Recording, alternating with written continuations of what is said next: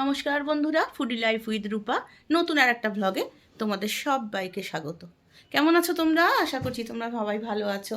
আমিও ভালো আছি। আজকে আমার দেখো স্নান হয়ে গেছে, রবিবার, সুতরাং একটু ঢিলে তালে সব কিছু চলছে। কিন্তু আমাদের রবিবার অবশ্য ঢিলে তালে হয় না। তার কারণ হচ্ছে আমার যে দুটো হেল্পিং হ্যান্ড আছে, তারা কিন্তু খুব তাড়াতাড়ি চলে আসে। 6:30টার মধ্যে একজন ঢুকে যায়, আর একজন ঢুকে যায় 7টার মধ্যে। সুতরাং সকালবেলা উঠে দরজা টরজা খোলা, সমস্ত কিছুই আমাকে বা আমার হাজব্যান্ডকে করতে হয়। সেক্ষেত্রে আমাদের কিন্তু খুব একটা দেরি করে উঠলে হয় না। আজকে আমি মাটনের যে রেসিপিটা তোমাদের সঙ্গে শেয়ার করব, সেটা হলো চম্পারন মাটন। থাম্বনেল দেখে তোমরা বুঝতেই পেরেছো। মাটনটা বানানোর জন্য প্রথমে আমি একটা ফ্রাইং প্যানে কিছুটা মশলা ভেজে নেব। সেই মশলাগুলো এখন আমি দিয়ে দিচ্ছি।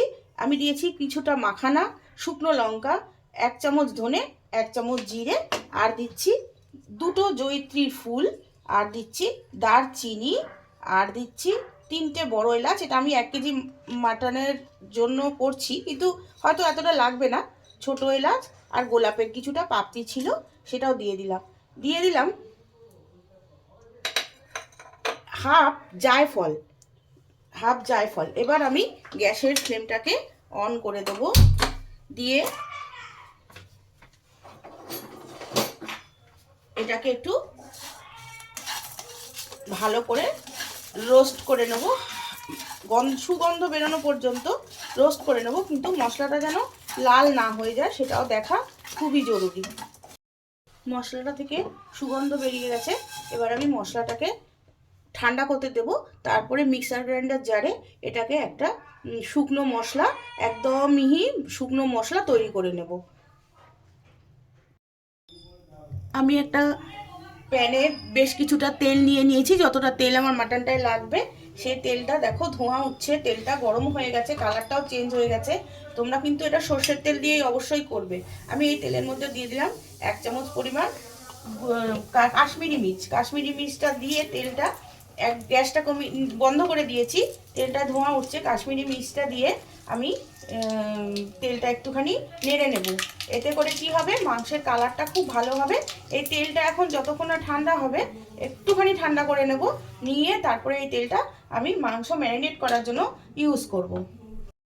আচ্ছা, মাংসটা আমি এবার ম্যারিনেট করে নেব। মাংসটা ম্যারিনেট করার জন্য এখানে আমার কাছে 600 গ্রাম পেঁয়াজ আছে। 600 গ্রাম পেঁয়াজকে আমি ভালো করে চপড করে নিয়েছি।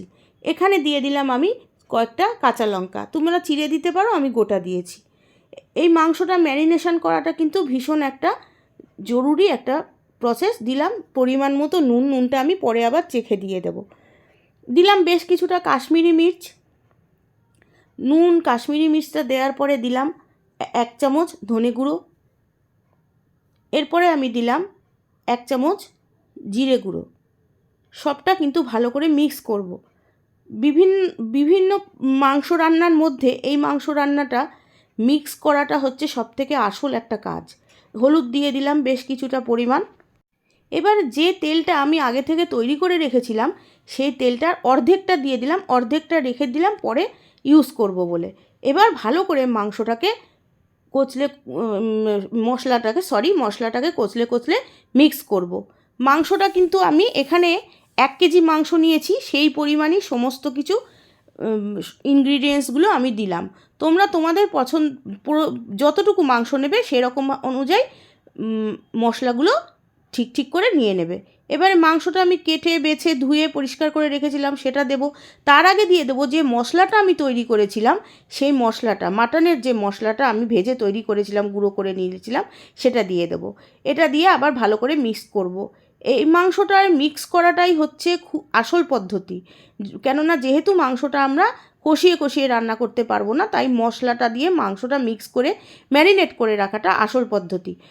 মাটনটা পরিষ্কার করে ধুয়ে রেখেছিলাম, সেটা দিয়ে দিলাম। দিয়ে এবারে এটাকে আমি ভালো করে টোটাল 5-7 মিনিট ধরে মিক্স করে নেব। তোমরা কিন্তু গ্লাভস পরে এই ম্যারিনেটটা করতে পারো, মানে মিক্স করতে পারো। আমি খালি হাতেই করব বলে আমার সুবিধা হয় খালি হাতে করতে, তাই আমি খালি হাতে করছি। তোমরা গ্লাভস পরে অবশ্যই করতে পারো। প্রায় 5-7 মিনিট ধরে আমি এই মাংসটা কিন্তু মেখে নিয়েছি। এবারে আমি পরের প্রসেসে যাব। তার আগে মাংসটাকে আমি 2 ঘন্টা ঢেকে রেখে ম্যারিনেট করে নেব। মাটনটা যে আমি ম্যারিনেট করেছিলাম 2 ঘন্টার জন্য, আমি কিছুটা টমেটো একটু কুচি কুচি করে কেটে নিচ্ছি। টমেটোগুলো আমি মাটনের মধ্যে দেব, সেই জন্য আগে থেকে দিইনি, মাটনের সঙ্গে দিলেই হয়ে যাবে। টমেটোটা কেটে নিচ্ছি। তার মধ্যে তোমাদের একটা কথা একটু জানিয়ে রাখি, চম্পারন মাটনটা বিহারের একটা বিখ্যাত রান্না। লিট্টি চোখা বিহারের নিরামিষ একটা বিখ্যাত রান্না, আর তার সঙ্গে চম্পারন মাটনটা বিহারের একটা দারুণ আমিষ রান্না। এই রান্নাটা তোমরা হয়তো অনেকে করেছো, যারা করোনি তারা এই প্রসেসে করে দেখতে পারো।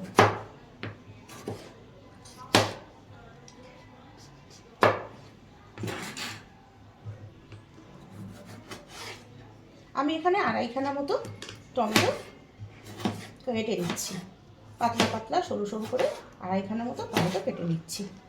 তোমরা যতটা মাটন করবে সেই অনুযায়ী টমেটোগুলো কাটবে, টমেটোটা দেবে। পাশে সরিয়ে রাখলাম। মেন প্রিপারেশনটা শুরু করা যাক। যেই তেলটা আমি করেছিলাম, হাফ দিয়েছিলাম আর হাফ রেখে দিয়েছিলাম, এটা আমি এই হাঁড়িটার মধ্যে ঢেলে নিচ্ছি।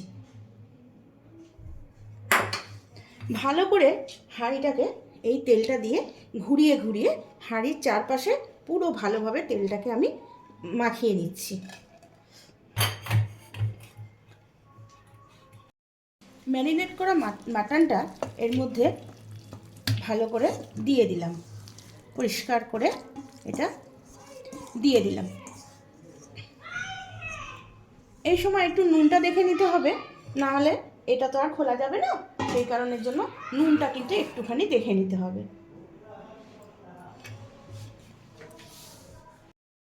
আমি একটু নুন কম বলে আমি একটু নুন দিয়ে দিলাম। তোমরা নুনটা এই অবস্থায় একটু দেখে নেবে। দিলাম গোটা কিছুটা গোলমরিচ, তোমরা এটা আগেও দিতে পারো, আমি পরে দিয়েছি। 2.5 খানা টমেটো কেটে রেখেছিলাম, টমেটোগুলো এর মধ্যে দিয়ে দিলাম। মাটন তো আলু ছাড়া মাটন আমরা ভাবতেই পারি না, তাই আমি 5 পিস আলু কেটে রেখেছিলাম, 6 পিস, সেই আলুটা এর মধ্যে দিয়ে দিলাম। কিন্তু আমি তোমাদের একটা কথা বলে দিচ্ছি, চম্পারন মাটনে কিন্তু আলু দেয় না। গোলমরিচ আর টমেটোটা দিয়েছি বলে আরও একবার ভালো করে এটা মেখে নিলাম।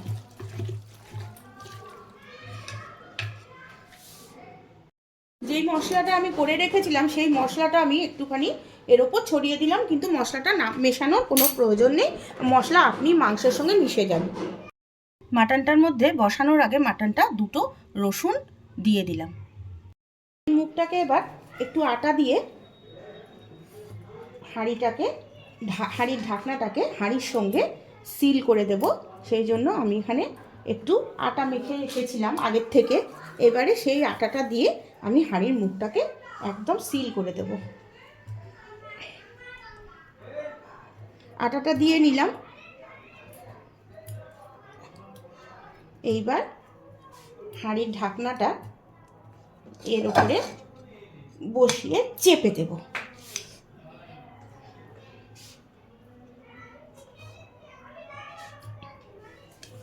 এবারে হাঁড়ির মুখটা একদম সিল হয়ে গেল, মাংসের প্রিপারেশনটা কমপ্লিট হয়ে গেল। এবার মাংসটা কুক করার পালা। থেকে ছোট যে গ্যাসটা, সেই গ্যাসের মধ্যে আমি হাঁড়িটা বসিয়ে দিয়েছি। একটা কাঠির সাহায্যে বা টুথপিকের সাহায্যে একটুখানি এই আটার জায়গাটা ছিদ্র করে দিলাম, যাতে অতিরিক্ত যে ভেপারটা সেটা এটার মধ্যে দিয়ে বেরিয়ে যায়। গ্যাসটা কিন্তু এখানে আমি বাড়িয়ে দিয়েছি, এইভাবে আমি 5 মিনিট রেখে দেব, দিয়ে তারপরে আবার গ্যাসটা সিম করে দিয়ে আমি 10 মিনিট রাখবো। 5 মিনিট হয়ে গেছে, গ্যাসের ফ্লেমটা আমি এবার সিম করে দেবো, দিয়ে 10 মিনিট এইভাবে রেখে দেবো মাটনটাকে। আমি তোমাদের একটা কথা বলে নিই যে মাটনটা কিন্তু যতক্ষণ হবে তার মধ্যে 15 মিনিট ছাড়া ছাড়া মাটনটাকে ভালোভাবে নাড়াতে হবে, যাতে তলাটা লেগে না যায়। 10 মিনিট একদম সিম করে দিয়ে হাঁড়িটা বসিয়ে রেখেছিলাম। তারপরে দেখো একটা চাটু বসিয়ে দিয়েছি গ্যাসের ওপরে। সেই চাটুটা মানে এরপরে মাটনটা আরও কম আঁচ লাগবে, সিম করে দিলাম। চাটুটা একটু হিট করে নিয়েছিলাম 1-2 মিনিট বেশি আছে, এইবারে একদম সিম করে দিলাম। দিয়ে এই হাঁড়িটা চাটুর উপর বসিয়ে দিলাম। যেরকম সিল করা ছিল সেরকমই সিল করা আছে। এই ঘড়িতে বাজে 11টা 50। আমি এটা 1 ঘন্টা 10 মিনিট মানে ঠিক 1টার সময় আমি নামাবো, মানে গ্যাসটা বন্ধ করব 1টার সময়। তাহলে চলো 1 ঘন্টা 10 মিনিট মাটনটা হতে থাক। আর তার মধ্যে একটা কথা, 15 মিনিট ছাড়া ছাড়া আমি কিন্তু এই যে রুমালটা দিয়ে ভালো করে হাঁড়িটা গরম হয়ে গেছে, রুমালটা দিয়ে ধরে এখন একবার হাঁড়িটা আমি নেড়ে নিয়েছি। 15 মিনিট পরে কিন্তু তোমরাও হাঁড়িটাকে ভালো করে নাড়িয়ে নেবে। সব সময় কিন্তু এই রান্নাটার দিকে খেয়াল রাখতে হবে। 1 ঘন্টা 10 মিনিট পরে আমি ঠিক 1টার সময় এই গ্যাসটাকে অফ করে দেবো। ঠিক 1 ঘন্টা 10 মিনিট পরে আমি গ্যাসটা বন্ধ করে দিয়েছিলাম। আর আমি মাটনটা 10 থেকে 15 মিনিট সেট হতে দিয়েছিলাম, যেরকম প্রেশার কুকারে আমরা সেট হতে দিই। এবারে আমি এই ছুরিটা দিয়ে আমি ধারগুলো, এই আটার ধারগুলো কেটে নিয়ে আমি মাটনটা খুলেছি। এবার আমি তোমাদের মাটনটা একটু দেখাবো।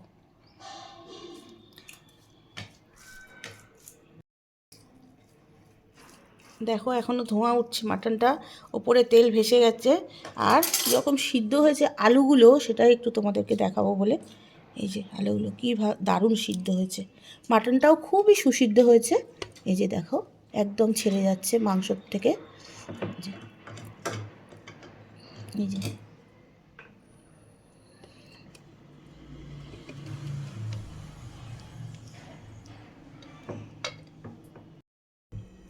মাটনটা হাঁড়ির থেকে বের করে সার্ভ করে দিয়েছি। রসুনটা একদম নরম হয়ে গেছে। আমার রান্নাটা তোমাদের কেমন লাগলো কমেন্টের মাধ্যমে অবশ্যই জানিও। আর এরকম করে একবার করে খেয়ে দেখো কেমন হয় মাটনটা। নতুন একটা ভিডিও নিয়ে নিশ্চয়ই তাড়াতাড়ি ফিরে আসবো। ততক্ষণ তোমরা সবাই খুব ভালো থেকো।